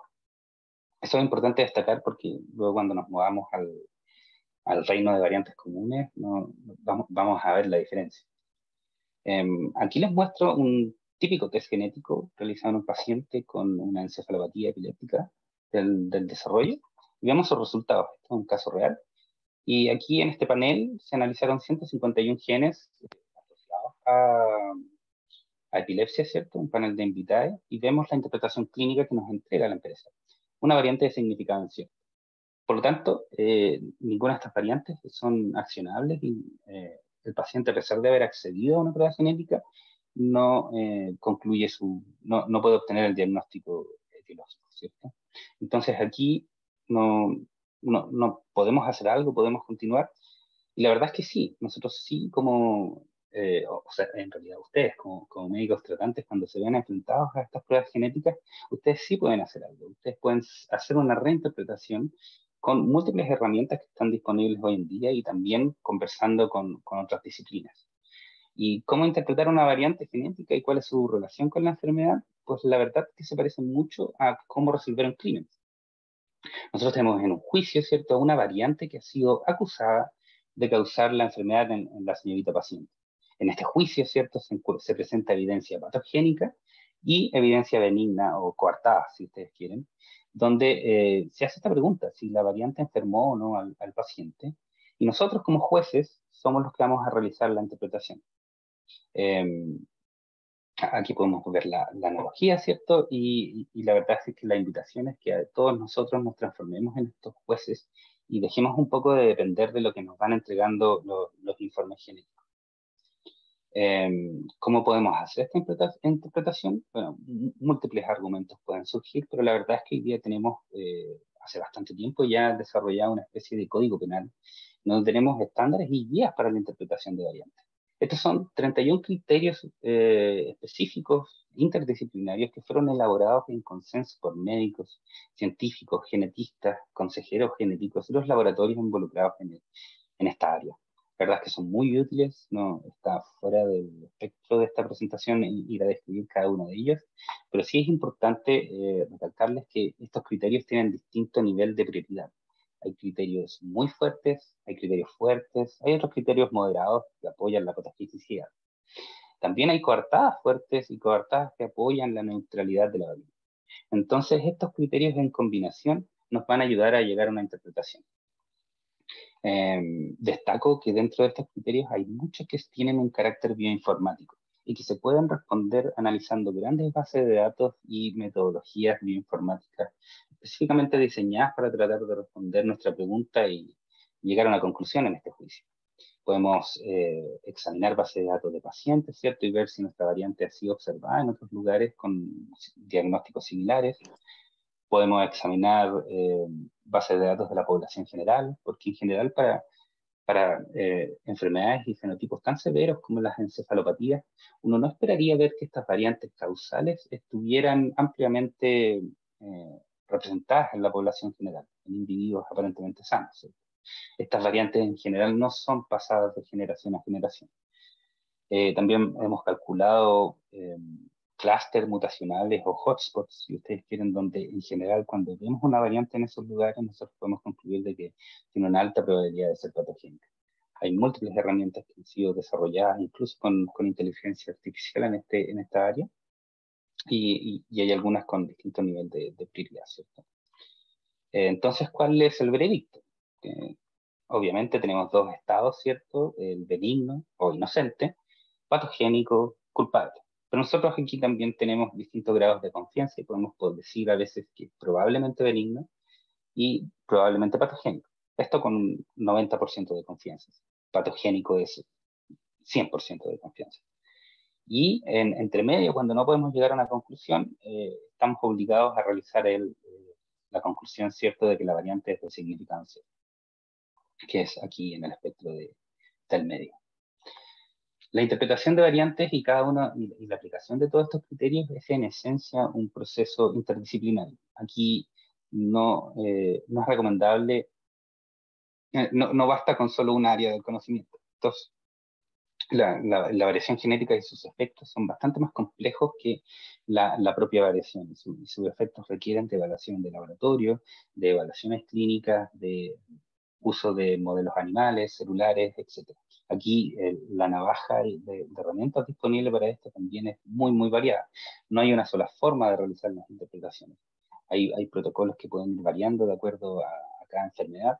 Y bueno, nosotros en el laboratorio nos hemos especializado bastante en la interpretación de las variantes encontradas en pacientes con encefalopatías. Y ahora nos movemos al reino de las epilepsias genéticas generalizadas y el puntaje de riesgo genético. Aquí, para recordarles, ¿cierto?, el espectro de variantes comunes y cómo esta vez vamos a hablar de riesgos, no de diagnósticos etiológicos. Son variantes de alta frecuencia y de baja penetrancia. Cada vez que encontremos una señal aquí no va a ser causal. Estas variantes pueden perfectamente estar presentes en individuos que nunca desarrollan la enfermedad. ¿Y cómo se estudian las variantes genéticas comunes y las variantes genéticas en epilepsia genética generalizada? Bueno, aquí la metodología predominante, ¿cierto?, son los estudios de asociación de genoma completo, o GWAS por sus siglas en inglés. Aquí esto se conoce como genotipación, y aquí lo que vamos a examinar son variantes comunes, son variantes conocidas. Aquí no hay secuenciación y por lo tanto no vamos a ser capaces de detectar variantes nuevas o de detectar nuevas causas incluso. La genotipación en general ocurre en este microchip de ADN, en esta parte azul, que si uno tuviera un microscopio podría ir a una matriz y encontrar cada uno de estos puntitos una variante genética conocida. Y vamos a ver que casos y controles a veces presentan la variante y otras veces no. Entonces, cuando analizamos varios grupos, grandes grupos de pacientes, vamos a poder realizar un estudio de asociación de genoma completo. Y nosotros aquí en el EGI vemos la intensidad de asociación. Entonces, cada uno de estos picos es una asociación hacia la enfermedad. Y cada uno de los puntos es uno de los 500 o 2 millones de variantes que vamos a estar examinando a través de todo el cromosoma, de todos los cromosomas. Los colores del gráfico aquí indican dónde están ubicadas, en qué cromosoma, las variantes que estamos examinando. Y este es un gráfico que se conoce como Manhattan Plot, que es clásico, que es lo que vamos a ver cada vez que nosotros queremos estudiar un estudio de asociación de genoma completo. En epilepsia, este es el último, bueno, ya no es el último, el mes pasado salió uno más nuevo, pero es uno de los más grandes estudios de asociación de genoma completo en relación a epilepsia. Podemos ver varias señales reales. Algunos genes que dan asociación para variante común también están causando versiones de encefalopatías en epilepsia, por lo que podemos ver la heterogeneidad de la variación genética que podemos esperar en estos genes. Cada una de estas señales es significativa por sí sola, son individuales. Nosotros como personas podemos poseer una o más de ellas y esto nos va a otorgar cierto riesgo a la enfermedad. Pero para un poco entender que el nivel de penetrancia de estas variantes son alrededor del 10 al 20%. Y solo es posible verlas cuando analizamos entre 15.000 a 20.000 individuos casos versus controles. Este es el resultado de un estudio de ese tipo de volumen. Pero la verdad es que estas variantes no permiten diagnóstico y tienen muy pocas aplicaciones clínicas. Hay veces en que nos han permitido detectar nuevos blancos terapéuticos, pero los ejemplos de estos son bastante escasos. Y por el volumen de casos y controles que se necesitan para realizar estos estudios, tampoco nosotros acá en Chile vamos a tener la capacidad de realizar uno de estos estudios por nuestras propias eh, por nuestros propios métodos, ¿cierto? Pero ¿qué pasa con el resto de las señales que no alcanzan significancia individual? Eh, y la verdad es que hace unos 5 años yo creo que empezamos a observar nuevamente estas señales que teníamos sobre la mesa y nos dimos cuenta de que la suma de todos los pequeños riesgos otorgados por muchas variantes puede tener un gran efecto acumulado, incluso mayor que estas señales significativas que están individualmente asociadas, ¿cierto? Y esto es lo que se conoce como un puntaje de riesgo poligénico. Si nosotros sumamos la contribución vista en este gran estudio de genoma completo en un solo individuo, nosotros podemos medir cómo se comporta una persona normal frente a todos estos niveles de riesgo. Y es la suma de todos estos valores que hemos observado. ¿Cómo lo hacemos? Bueno, nuevamente volvemos a esta configuración de estudios de asociación de genoma completo. Podemos ver distintos niveles de asociación. Hay variantes en rojo aquí que están más presentes en individuos casos y presentan una mayor intensidad, aquí en rojo, ¿cierto? También vamos a ver variantes que son más comunes en individuos sin la enfermedad y que por lo tanto uno podría esperar que presentaran protección. La protección también tiene distintos grados de intensidad y podemos ver aquí barras verdes más intensas que otras. Cuando nosotros ordenamos todas las contribuciones de protección y de riesgo observadas para epilepsia, en este caso nosotros podríamos ordenar los individuos que presentan menor riesgo hasta los que presentan mayor riesgo. Y esto nos va a dar una distribución normal, en donde la mayoría de las personas va a presentar un riesgo promedio. Pero esta metodología nos va a permitir identificar a individuos de alto riesgo. Y aquí la promesa, ¿cierto?, es una intervención temprana y también la medicina de precisión. Entonces, esta tecnología ya existe. Nosotros podemos calcular el PRS, el puntaje de riesgo poligénico en una persona, y ver cómo se distribuye, dónde se ubica esta persona cuando la comparamos con una gran referencia como la mostré. Uno puede estar en el percentil 5, puede estar en el percentil 95 de alto riesgo, ¿cierto? Y esta genotipación tiene un bajo costo. Como no estamos secuenciando, sino que estamos leyendo variantes conocidas, el costo es muy inferior a una secuenciación de exoma, por ejemplo. Y estamos hablando aquí de $50 por muestra. Nuevamente, aquí siempre hablamos de riesgo y no de una penetrancia absoluta. Eso es importante recalcar. Pero también hemos ido aprendiendo que este puntaje de riesgo poligénico es un riesgo complejo. No necesariamente nos va a ayudar a predecir epilepsia, sino que también otras cosas. Por ejemplo, cuando examinamos estos puntajes de riesgo poligénico, nos concentramos en epilepsias focales, por ejemplo, que sabemos que la contribución genética viene dada más un poco por las variantes somáticas que las germinales. Sí vemos que el puntaje de riesgo tiene influencia. Por ejemplo, cuando examinamos individuos con epilepsia focal de etiología conocida, ¿cierto?, en donde somos capaces de ver una lesión y los comparamos con pacientes con epilepsia focal de etiología desconocida, nosotros vamos a ver que el riesgo genético con el que cargan estos pacientes es significativamente mayor que los pacientes que presentan una lesión. Lo mismo con pacientes de edad de inicio de crisis más temprana, ¿cierto? Ellos poseen una carga genética significativamente mayor que los que presentan edades de inicio más tardías. Y en general aquí, si quisiéramos resumir estos resultados, ¿cierto?, tenemos que epilepsias focales de etiología desconocida, alto puntaje de riesgo poligénico. Un debut temprano, alto puntaje de riesgo poligénico. Niveles educacionales bajos, tendencia a la depresión, altos puntajes de riesgo poligénico para epilepsia. Entonces, este riesgo hacia epilepsia también es pleiotrópico y tiene influencia en otros rasgos medibles, biológicos, ¿cierto? No necesariamente con enfermedades. El gran problema aquí es que hay un gran sesgo hacia poblaciones europeas. Y esto es porque históricamente estos estudios se han hecho en individuos con ascendencia europea. Esto se representa así por este gráfico. Nosotros podemos ver la proporción de individuos europeos en contraste a toda la población mundial. Vemos aquí el cuadrado rojo y vemos cómo los estudios de asociación de genoma completo están compuestos en su mayoría aquí por individuos de ascendencia europea, muy desproporcionadamente a lo que debiera ser la población mundial.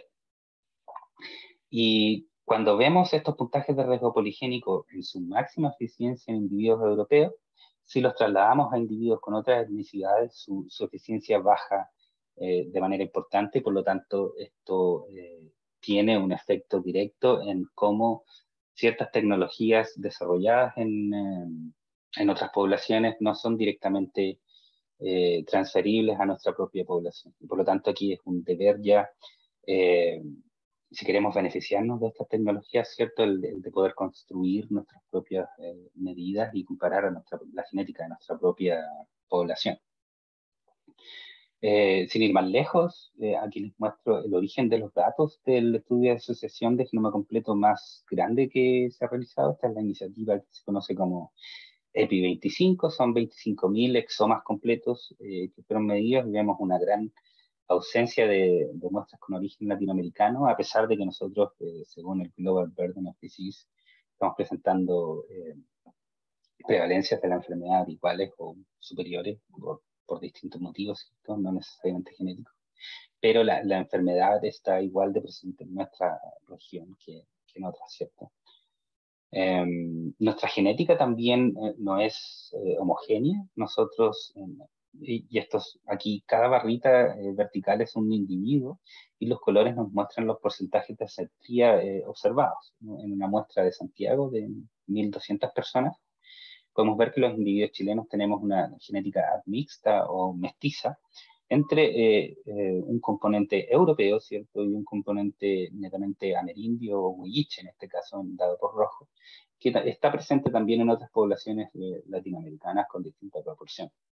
Entonces, los riesgos europeos que cargamos en esta proporción, en esta porción de nuestro genoma, ¿cierto? Va a conversar con una etnicidad y frecuencias de variantes que no hemos estudiado bien. Hay referencias, ¿cierto? Aquí les estoy mostrando una, pero pueden ver, estas barras son 10. Acá tenemos cientos de individuos y por lo tanto este sesgo todavía lo tenemos. Y nuevamente la invitación es a estudiar a nuestra propia población. Así que con esto me permito introducirles a ustedes el proyecto Fondesit, compuesto, ¿cierto?, por el equipo investigador principal, doctora Marcela Lee, doctora Viviana Venegas, la doctora Carolina Álvarez, la doctora Gabriela RP. Hay más personas al día de hoy ya trabajando en este proyecto y la invitación es que ustedes también se puedan integrar. ¿Qué vamos a hacer? Se lo podrán imaginar ustedes. Primero vamos a estudiar variantes muy raras en encefalopatías epilépticas del desarrollo y vamos a estudiar variantes comunes en epilepsias genéticas generalizadas.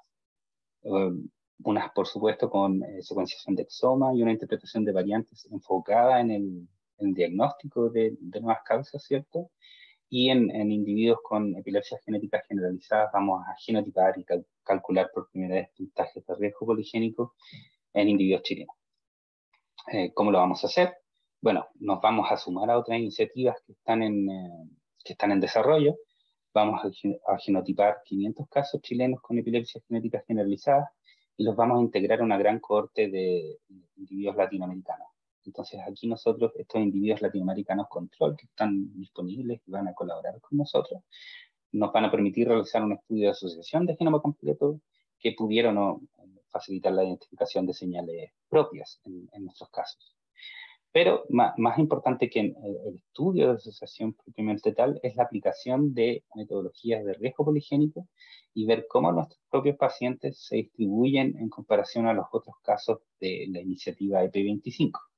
EP25 también ha accedido a colaborar con nosotros y estamos trabajando juntos en el desarrollo de este proyecto. Y luego el objetivo 2, en relación a la variación genética rara, es identificar nuevos mecanismos patogénicos y establecer un repositorio para explorar asociaciones genotipos-fenotipos en pacientes chilenos con encefalopatía. Aquí vamos a estudiar 50 tríos. ¿Y por qué son importantes los tríos? Es porque las variantes patogénicas aquí en estos individuos, en general, como les comentaba, no están presentes en los padres y por lo tanto nos van a ayudar bastante a llegar a una conclusión. Vamos a aplicar todos los métodos bioinformáticos que hemos desarrollado para identificar esta variante patogénica. Y no satisfechos con eso, vamos a acumular y agregar la información clínica y genética que vayamos observando en estos pacientes para crear un repositorio a nivel nacional que nos permita no solo entender cómo se manifiestan estas enfermedades en nuestro propio país, cómo responden farmacológicamente, cómo progresan, sino también comparar con otros registros en otros sitios con los que estamos colaborando y ver, es tan útil confirmar comportamientos tanto como detectar comportamientos nuevos. Ambas situaciones son muy valiosas para nosotros y es uno de nuestros objetivos al analizar estos tipos de pacientes con encefalopatías epilépticas. El diagrama de flujo del proyecto pudiera resumirse en estos 6 pasos, ¿cierto? Tenemos la identificación de pacientes candidatos, la firma del consentimiento informado que inicia su participación, la integración a un registro clínico genético que les comentaba recién, ¿cierto? La toma de muestra, la secuenciación dada ya por secuenciación de exoma o la genotipación para individuos con epilepsia genética generalizada y un informe final anual de resultados dirigido a los pacientes.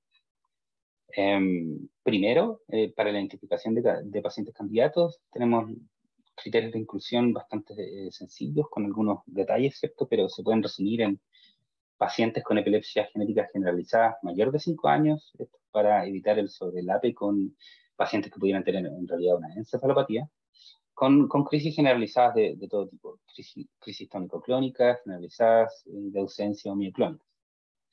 Después, para los tríos de encefalopatías, tenemos pacientes con trastornos del neurodesarrollo y o epilepsia refractaria pediátrica de etiología desconocida.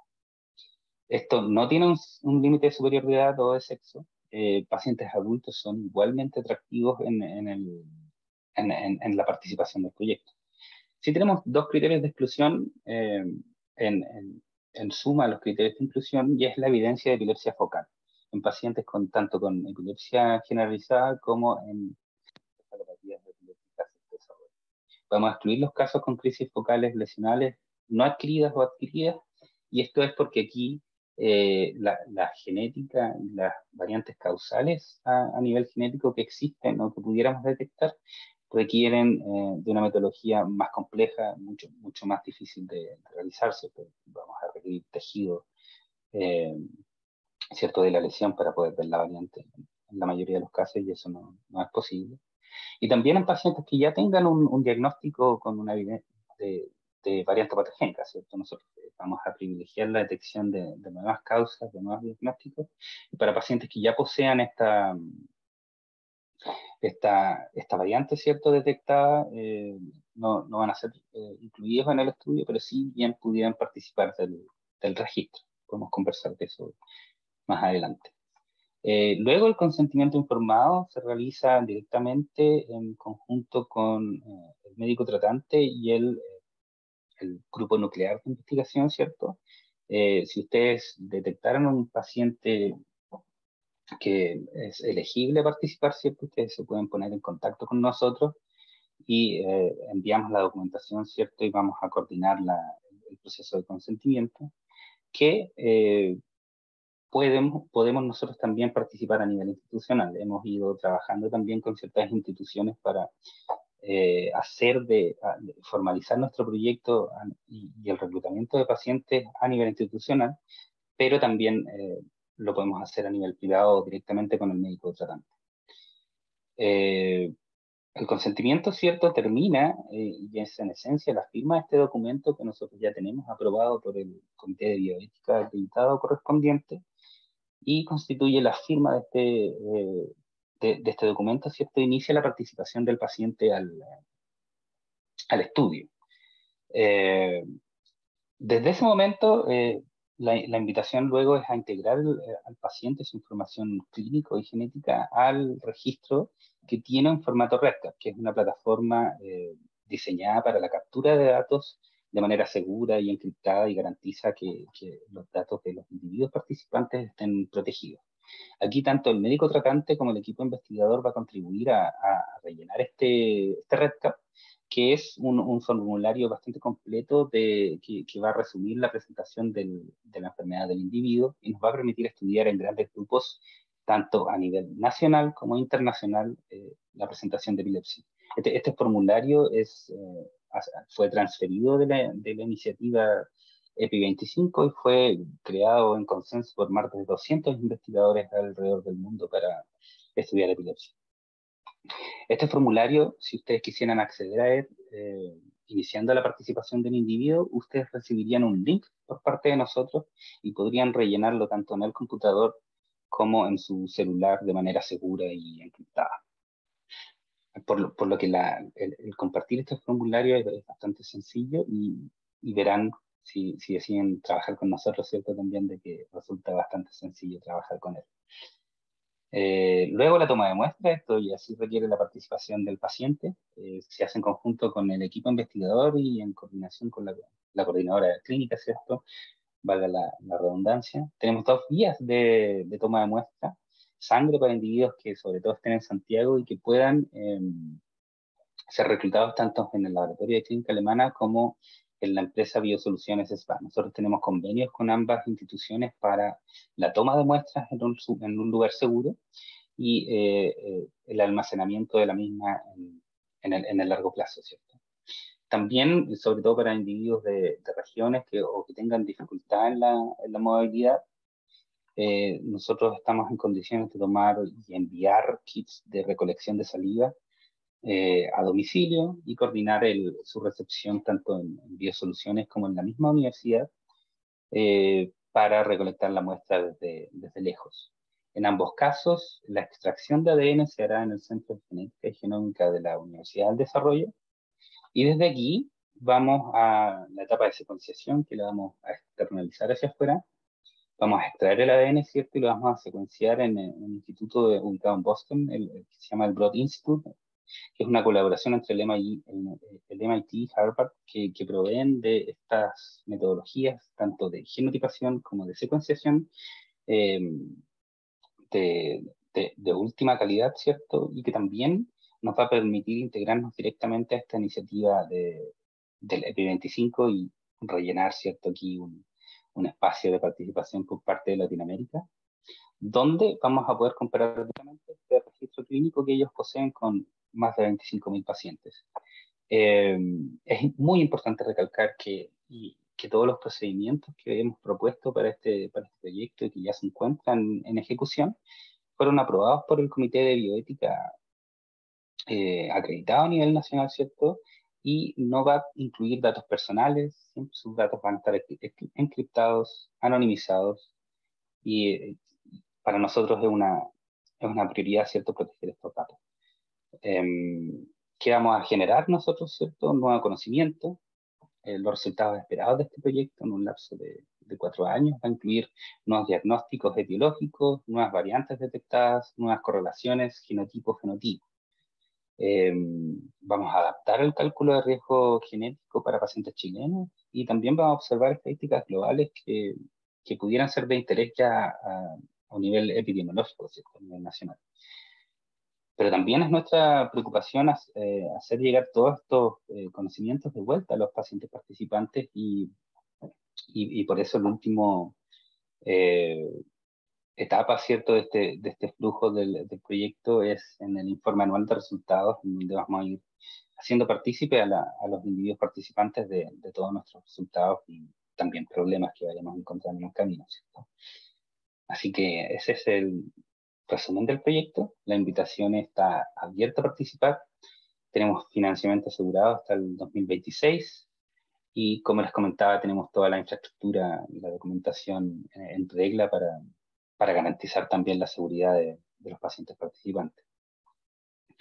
Y para finalizar, quería comentarles de manera bastante superficial cuál es la importancia de la agregación de estos datos clínicos y genéticos que proponemos en este proyecto, ¿cierto? Sobre todo por el lado de las encefalopatías epilépticas.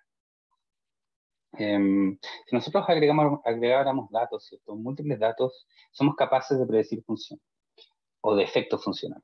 ¿Y a qué me refiero con esto? Si nosotros tenemos una variante missense, de cambio de sentido, que tenemos un aminoácido que cambia en una copia de un gen asociado a epilepsia.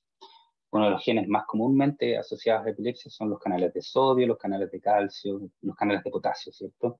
Y se habla mucho de que este tipo de variantes puede tener un efecto de ganancia de función, en donde el canal aumenta su funcionalidad causando problemas, y hay efectos de pérdida de función que vienen dados también por este tipo de variantes o por otro tipo de variantes. Aquí nosotros perdemos una de las dos copias de los genes con las que cargamos, y eso en ciertos genes conduce a enfermedad. Eso es lo que se conoce como haploinsuficiencia, ¿cierto? A nivel farmacológico, cuando estamos en presencia de una ganancia de función, un bloqueador de canal, en la mayoría de los casos, y a buen tiempo, ¿cierto? El paciente debiera mejorar, porque estamos controlando esta sobreproducción del canal de sodio, este sobrefuncionamiento. Por lo tanto, un bloqueador de canal ayudaría a que el paciente mejore.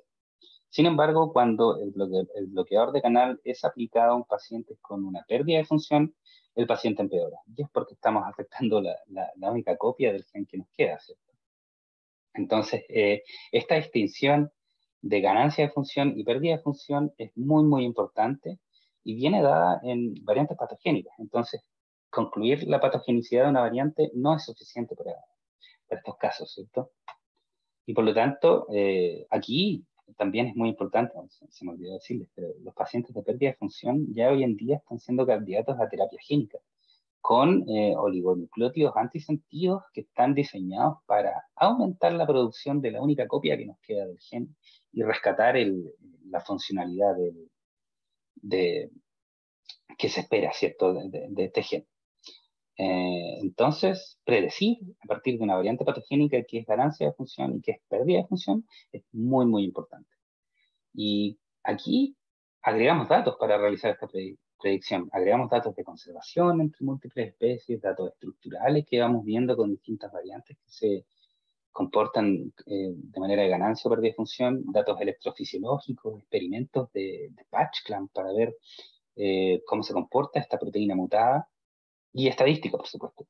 De múltiples pacientes, nosotros podemos llegar a predecir estos efectos con una aplicación bastante impactante, ¿cierto? En donde nosotros podemos detectar regiones con exclusiva ganancia de función y otras regiones con exclusiva pérdida de función. Y esto tiene aplicaciones farmacológicas que pudieran modificar el manejo de los pacientes. Si nosotros pudiéramos saber esto desde el principio, se gran ayuda, ¿cierto?, para modificar el tratamiento y evitar el uso excesivo de drogas que pudieran o no funcionar. Entonces, estas tecnologías ya existen, tanto para agregar datos como para llegar a este tipo de conclusiones, y la invitación es a hacernos parte de esto. Otra de las cosas que nos permite la agregación de datos es la predicción de fenotipos. Como les mostraba al principio, nosotros tenemos aquí un gran espectro de encefalopatías epilépticas del desarrollo, cada una de ellas muy distinta a la otra, ningún paciente es igual a otro, pero sí vemos que hay genes que se repiten en distintos síndromes, y por lo tanto, una variante patogénica dentro de este gen, no es posible saber en qué síndrome va a progresar. Uno de los casos más emblemáticos son las variantes dentro del gen SC1A, en donde nosotros tenemos un gran espectro de síndromes de encefalopatías que conducen a presentaciones bastante sin mayores consecuencias, como la epilepsia febriles y familiares. Y en el otro extremo tenemos a pacientes con síndrome de Dravet, que además de ser devastador, presenta alrededor de un 30% de mortalidad antes de los 20 años. Por lo tanto, cuando nos encontramos con una variante patogénica en el gen SC1A, es muy, muy necesario saber hacia dónde va a progresar. Y desde la edad de la primera crisis no es posible saberlo. Y en general hay un periodo de espera en donde nosotros vemos cómo el paciente empeora, que nos permite llegar a esta conclusión, ¿cierto?, y hacer esta separación. Pero si somos capaces de agregar datos de múltiples pacientes, datos clínicos y genéticos, nosotros sí podemos generar herramientas para ayudar a llegar a una conclusión antes, ¿cierto?, y garantizar una intervención temprana. Si agregamos datos genéticos, ¿cierto? El tipo de mutación que se observa en pacientes Dravet versus pacientes con epilepsias febriles, y también la edad de inicio de crisis, nosotros podemos generar con ciertos métodos estadísticos un modelo de predicción que nos permita separar ambos estados, ¿cierto? Desde el principio. Y fue lo que hicimos en dos cohortes ciegas, en donde combinamos tanto la edad de inicio de crisis y qué tan patogénico es la mutación observada en SC1A. Como podemos ver, estas dos variables separan la distribución de los casos y controles, pero con bastante sobrelape. Entonces, individualmente no son tan exitosas. Pero si las combinamos, nosotros podemos generar un modelo en donde por sobre el 50% nosotros vamos a concluir, ¿cierto?, de que hay mayor probabilidad de ser Dravet. Aquí cada una de estas líneas verticales es un individuo, y como podemos ver, bajo el 50% capturamos a la mayoría de los pacientes con epilepsias febriles y fallamos solamente una vez en la predicción de Dravet. Aquí podemos ver la separación en áreas. Este modelo es bastante bueno en predecir Dravet, no tan bueno en predecir epilepsias febriles, pero sí garantiza con bastante confianza, ¿cierto?, que en comparación a una gran muestra de referencia, nuestro paciente se va a ubicar en cierto nivel de confianza de Dravet. Para hacer estos resultados disponibles a la comunidad interesada, nosotros generamos una herramienta en línea donde ustedes pueden introducir las propias mutaciones que vayan observando en el gen SC1A, y también la edad de inicio de crisis, que son dos variables que nosotros manejamos desde el principio. Y podemos así calcular la probabilidad de desarrollar Dravet o no. Aquí en este caso podemos ver que el paciente tiene un 94% de ser Dravet y que se ubica en esta posición de la referencia. Entonces aquí la agregación de datos es fundamental, y lo podemos hacer acá. Están estas tecnologías, tenemos las herramientas para hacerlo, y solamente nos falta la participación de toda la comunidad involucrada, ¿cierto? Así que otra cosa que les quería recalcar, y esto ya es lo último, es que en adultos nuestro conocimiento de la evolución de las encefalopatías epilépticas del desarrollo, y en menor grado, ¿cierto?, la epilepsia genética generalizada, es bastante menor que lo que ocurre a nivel pediátrico. Y la invitación también es aquí a incluir pacientes adultos. Es mucha la información que ellos pueden contribuir. Su historia natural, su evolución, puede ayudar en el manejo de expectativas de individuos que hayan sido recientemente diagnosticados. Sus respuestas farmacológicas, intervenciones, etcétera, puede, además de ayudar a los propios individuos involucrados, esto es real. En este estudio, un 20% de los pacientes que se hicieron test genéticos mejoraron su manejo solamente por conocer la variante genética que los afecta. Y obviamente también contribuir al futuro de manejo de pacientes de menor edad, ¿cierto? Un último mensaje, ahí, pero ahora sí, este es el último, es de que, por supuesto, ustedes saben mejor que yo, no todo es genético, y nosotros también tenemos súper claro eso. Entonces, la invitación es a pensar ya en modelos como este, ¿cierto?, en donde vamos a combinar datos genéticos con datos clínicos o biomarcadores. Aquí les muestro un estudio que se publicó el año pasado, que nos muestra cómo en enfermedad coronaria arterial, los niveles de LDL, a pesar de ser históricamente conocidos como un factor de riesgo, no son tan buenos en predecir el desarrollo de la enfermedad o no. Pero cuando los combinamos con un puntaje de riesgo poligénico, nosotros, en combinación con los niveles de LDL y un puntaje de riesgo poligénico, con ambas cosas nosotros sí empezamos a ganar poder predictivo. En individuos con alto LDL pero con bajo riesgo poligénico, o individuos protegidos de la enfermedad a nivel genético, vemos que no importa mucho el nivel de LDL que tenga el paciente, no tiene influencia. Pero a medida que va aumentando el riesgo genético con el que uno carga, podemos ver aquí estos tres estados, ¿cierto?, intermedio y alto. En alto PRS vamos a ver que los niveles de LDL son bastante influyentes en la enfermedad, y también en nivel intermedio cuando son altos. Entonces la invitación es a pensar en cómo podemos nosotros incluir a la genética en todos estos modelos y estudios predictivos, ¿cierto?, a nivel poblacional o individual. Cómo podemos conversar y mejorar nuestra capacidad predictiva, ¿cierto? Así que, naturalmente, esto es nuevamente un trabajo interdisciplinario y nos encantaría trabajar con ustedes. Así que somos todos parte de este rompecabezas. Y con esto termino mi presentación y agradezco muchísimo tanto a las co-investigadoras y colaboradores, a Marcela, Viviana, Carolina, Gabriela, a Dominga Barbío, la coordinadora clínica, y a Camilo, que ha trabajado harto por el lado computacional de las cosas. También a todas las instituciones que nos han apoyado. Y por favor, yo feliz de ponerme en contacto con ustedes y quedo atento a cualquier pregunta que pudieran tener. Muchas gracias.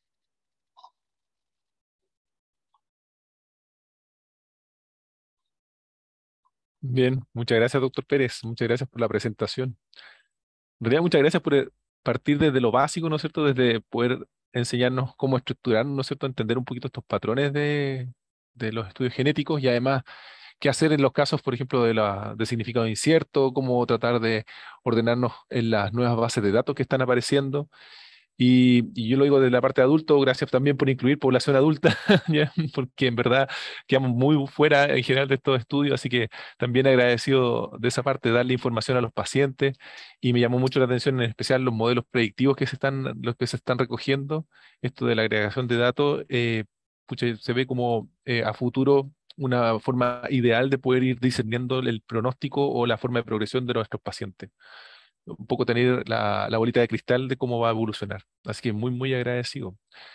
Si puede Muchas dejarnos gracias. no, si nos puede dejar un poco ¿Sí? el chat de contacto, ¿no es cierto? Perdón, en el chat el correo de contacto para que puedan, porque yo creo que es fundamental tratar de obtener la mayor cantidad de población dentro del país que pueda ser partícipe de este estudio. Por lo tanto, para que todos los colegas puedan contar con él, ¿no es cierto? Y Sí, recalcar, ahí dejé mi correo. ¿Mm? súper. No, y recalcar también el trabajo en equipo, ¿no es cierto? Muchas veces aquí no se puede solo una persona, y para nosotros los clínicos es súper difícil poder llegar a comprender todo lo que podemos llegar con el paciente finalmente en el estudio genético, que otras herramientas se cuentan no solo acá. Exactamente, la presentación, sobre todo desde el lado de las encefalopatías, es rara por definición y es muy difícil hacerse un experto solamente por experiencia, ¿cierto? Porque nos vamos a encontrar con uno o dos pacientes en el lapso de no sé cuántos años, pero están las herramientas hoy en día para darles a ustedes una comparación directa con cientos de pacientes y ver cómo progresan, ¿cierto? Excelente. Bien, yo les voy a compartir acá, como dijimos al principio, ¿no es cierto? Tuvimos las charlas del día de hoy. Si tienen más dudas, pueden ir anotándolas en el chat. Recalcarles que en todas las invitaciones de nuestras videoconferencias está acá abajo el enlace que los deriva a Red Crónicas del Ministerio de Salud, donde van a llegar a esta página. Durante esta semana vamos a subir la del mes de septiembre, va a ir acá abajito, ¿de acuerdo? Con las dos presentaciones de la doctora Venega y el doctor Pérez, y donde ustedes pueden revisar todo el material, ¿no es cierto? Desde los protocolos, las guías y además las exentas y las videoconferencias. Están grabadas y están subidas a YouTube.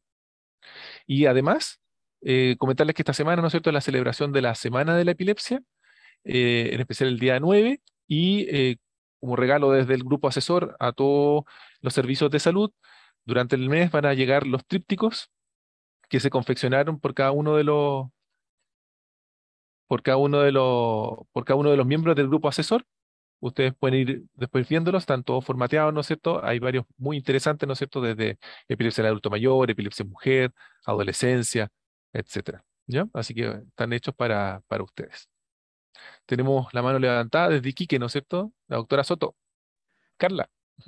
Sí, hola a todos. Muchas gracias por la presentación. Muy interesante el trabajo que van a hacer. Me quedan dos dudas. La primera en relación, no sé si me perdí esa parte, pero finalmente va a ser la secuencia del genoma la que se va a realizar en los pacientes. Y la otra duda es para incorporar pacientes en relación a la entrega de los resultados, como para decirle al paciente ya, usted está interesado, ¿cierto? Y el examen en cuánto tiempo más se le va a entregar a usted. Bueno, gracias por las preguntas, Carla. Lo primero, para tríos con encefalopatías epilépticas se les va a secuenciar el exoma. vale decir, vamos a estar analizando todos los genes que presenten. Y para pacientes con epilepsia genética generalizada, vamos a genotipar.